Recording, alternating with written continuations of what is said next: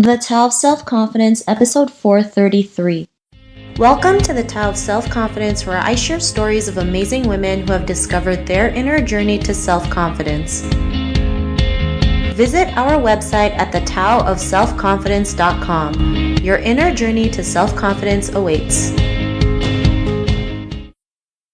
Well, hello, friend. Welcome to the Tao of Self-Confidence, where I share stories of amazing women who have discovered their inner journey to self-confidence. I'm your host today, Sheena Yap Chan, and today I have a phenomenal lady on the show today. She's a journalist and also the creator of the chocolate podcast, The Slow Melt, and I'm really excited to have her on and share her story with us today. So without further ado, I'm going to introduce you to Simran Sethi. Simran, how are you today? Maybe you can fill in a little bit more about yourself to our listeners.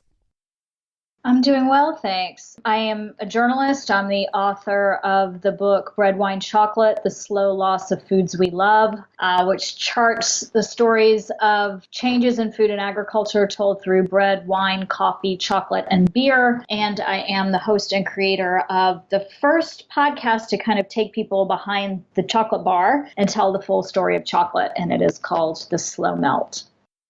Awesome. Well, thanks for sharing that. And Simran, what's your cultural background? I am of Indian descent.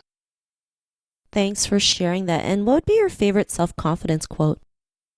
Probably looking at the life of someone like Mahatma Gandhi, who led a very complex life and one that's riddled with kind of challenge. But one of the things that's really struck me is and this quote has been co-opted and kind of excerpted in weird ways. But what he said was, first, be the change you wish to see in the world, which often gets paraphrased to, or shortened to, I should say, be the change you wish to see. But fundamentally, he was talking about starting from the self, and that before kind of any external change was created, that we had to create the conditions within ourselves for moving boldly and differently through the world.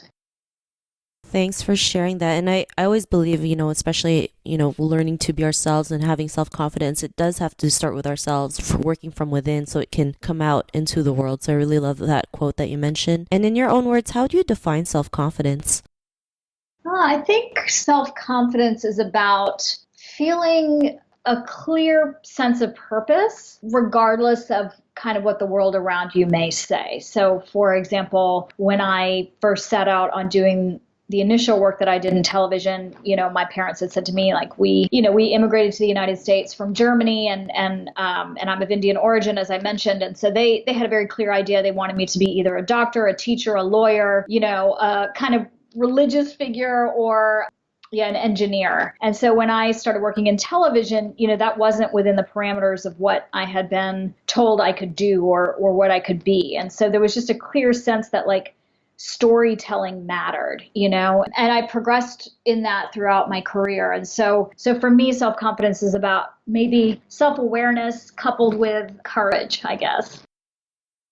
Thanks for sharing that. And that's something we all go through, right? Especially growing up in an Asian culture, we're just told what to do. It's like, if you're not the doctor, the lawyer, the engineer, or the teacher, it's like, that's not how life is lived, and not realizing, like, there's so many ways to live life, right? You can be who you want to be. And sometimes, we have to do things that other people might not, see as something good. But if we know in our heart that that's what we want, we should go out there and go after it. And what was your life like before your discovery of self-confidence? Well, I think it wasn't like a lightning bolt. I feel like self-confidence grows and shrinks in proportion to how I feel on any given day. It's something that's dynamic, always changing for me. But I think what the years have taught me, so maybe moving particularly from my 30s into my 40s, and now I'm 46, like, what those years taught me was that I wasn't alone. So choosing to end my marriage, choosing to leave a tenured, academic post, choosing to sell my house and spend 5 years on 6 continents researching a book, like, these aren't things people typically do. And they're acts that create tremendous instability. But for me, they were directly tied with a clear sense of who I was or who I wanted to be. And And I always wanted to be able to, more than anything, use myself as my touchstone. So know that, even though everyone around me didn't agree with my decisions, that I knew that, in the quietest moments when I was alone, that I would be at peace with the decisions that I had made. So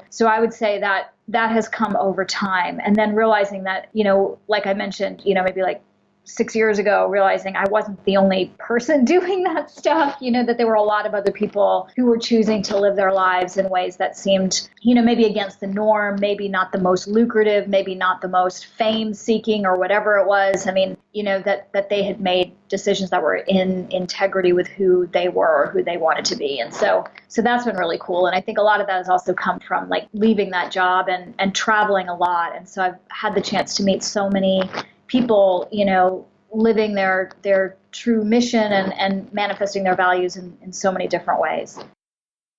Thanks for sharing that. And I love how you mentioned, you went, all these realizations that you had in the years. And I think the best thing is learning that we're never alone when it comes to this journey. Sometimes we feel like we're the only ones who kind of live a different life, not realizing like there's so many other people out there who are doing it. Maybe we just don't hear it as much. And the more that we can see that there's more people out there who choose to, like you mentioned, travel the world, leave a job that they hate, or, leave a marriage that's not, that's not working, it's okay. There's nothing wrong with that. Sometimes things just don't work out the way you want, and there's better things out there. And, because of your realization, what's your life been like now?